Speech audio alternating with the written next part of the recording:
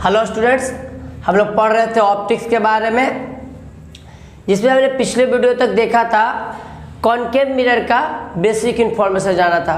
उसमें हमने concave mirror से रिलेटेड जो पॉइंट्स होते हैं उसके बारे में जानकारी ली थी। अब देखिए हम लोग यहाँ पर जानेंगे कि जो कॉनकेव मिरर होता है उससे जब कोई रे पास करता है तो किस तरह से पास कर सकता है, किस एंगल से कोई रे आएगा और किस एंगल से वह जा सकता है आफ्टर रिफ्लेक्शन, इसके बारे में हम लोग जानेंगे। इसके लिए 4 रूल होता है मेनली। देखिए सबसे पहला रूल क्या है, अगर सपोज दैट आपने कॉनकेव मिरर लिया और क्या है जो यहाँ पर रे ऑफ लाइट आ रही है वो प्रिंसिपल एक्सिस के पैरेलल आ रही है। प्रिंसिपल एक्सिस किसे कहते हैं, पिछले वीडियो में डाला गया आपको कि एक इमेजिनरी लाइन होता है जो क्या होता है पोल से और सेंटर ऑफ कर्वेचर से पास होता है। अब क्या है कि उस प्रिंसिपल एक्सिस के पैरेलल कोई लाइट रे आ रही है और यहाँ से वो रिफ्रैक्शन करेगी। रिफ्रैक्शन के बाद वो प्रिंसिपल एक्सिस पर कट करते हुए जाएगी, दैट मीन्स वो फोकस से ही जाएगी, ये फिक्स है। ये हो गया आपको रूल फर्स्ट।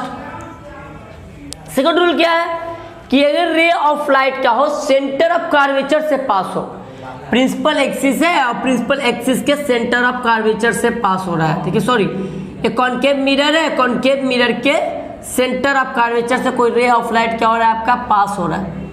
जैसे ही ray of light centre of curvature से पास होगी तो रिफ्रैक्शन के बाद वह सेम पाथ को ट्रेस करती है, ठीक बैक उसी पाथ पर लौट जाएगी।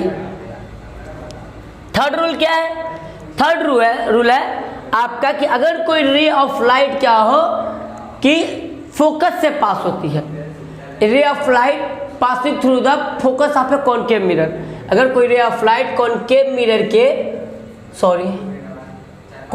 मिरर के फोकस से पास होती है आपको, तब क्या होगा, रिफ्रैक्शन के बाद वह ठीक प्रिंसिपल एक्सिस के पैरेलल होकर के जाएगी। कहता है कि अगर कोई रे ऑफ लाइट क्या हो फोकस से पास हो तो रिफ्रैक्शन के बाद क्या होगा, वो प्रिंसिपल एक्सिस के पैरेलल होकर के जाएगी। एट लास्ट फोर्थ रूल क्या है कि अगर ये रे ऑफ लाइट क्या हो आपका पोल पर स्ट्राइक करता है, जैसे ही पोल पर स्ट्राइक करेगा या पोल से गुजरेगी तब क्या होगा, सेम एंगल से वह पास होती है। दैट मीन इंसिडेंट एंगल और रिफ्लेक्टेड एंगल क्या होता है, सेम होता है। या आप ये कह सकते हैं कि ये लॉ ऑफ रिफ्रैक्शन को फॉलो करते हुए क्या होती है, पास होती है। ये कॉनकेव मिरर का रूल था जो मतलब रे पास करने का, ठीक है। फिर इसके बाद क्या आता है, कॉन्वेक्स मिरर में रे किस तरह से पास करेगा उसके बारे में हमें जानने के लिए चलिए इसे साफ करके इरेज करके बताते हैं आप लोग को।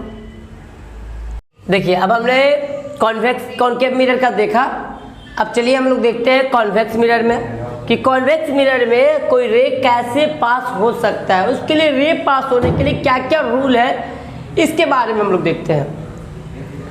देखिए रूल नंबर 1 कहता है कि अगर क्या है आपका कॉन्वेक्स मिरर दिया हुआ है और ये कॉन्वेक्स मिरर में प्रिंसिपल एक्सिस के पैरेलल क्या हो रहा है, रे आ रहा है, तो होगा क्या कि रिफ्रैक्शन के बाद ये रे अपीयर होगा फोकस से।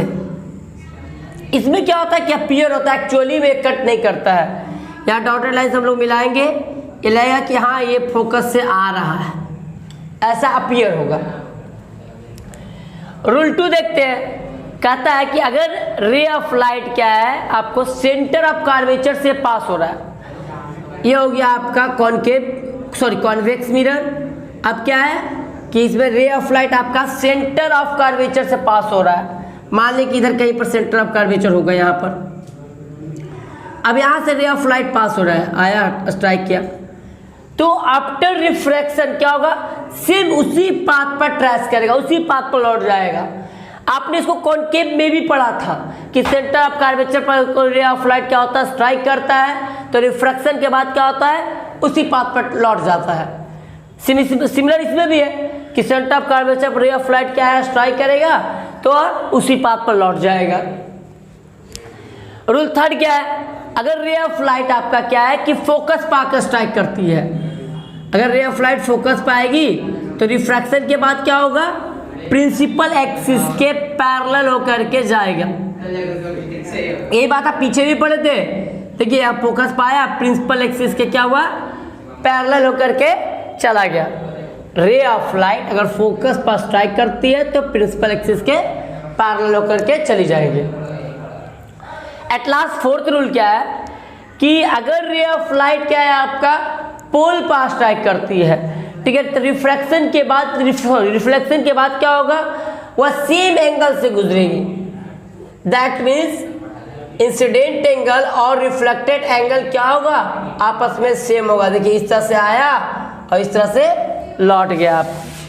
तो यहाँ पर देखिए अगर इंसिडेंट हुआ, आई एंगल यहाँ पर बनाया, जितना आई बनाया है ठीक उतना ही आर बनाएगा जब ये रे ऑफ लाइट क्या है फोकस पर स्ट्राइक करेगा आपको। आई होप ये कंसेप्ट समझ में आ गया होगा आपको। इसके बाद हम बात करेंगे इमेज फॉर्मेशन के बारे में कि जो ऑब्जेक्ट को हम कहाँ पर रखेंगे तो कहाँ इमेज बनेगा, कॉनकेव में, फिर उसके बाद कॉन्वेक्स में बात करेंगे।